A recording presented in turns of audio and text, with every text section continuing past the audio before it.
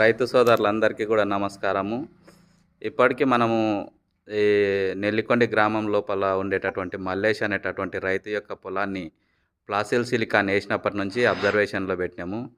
ఇంతకుముందు కూడా 3 రోజులది ఒక వీడియో రికార్డ్ చేసి పంపించాము. 6 రోజులది ఒకటి చేసినాము. ఈ రోజుకు ప్లాసిల్ సిలికాన్ వేసి 11 రోజులు అవుతుంది.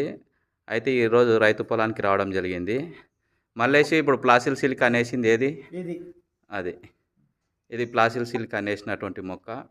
మీరు ఏరును కూడా చూసుకున్నట్లయితే మందమైన వేర్లు, తెల్ల వేర్లు, మంచి పొడుగు వచ్చినాయి.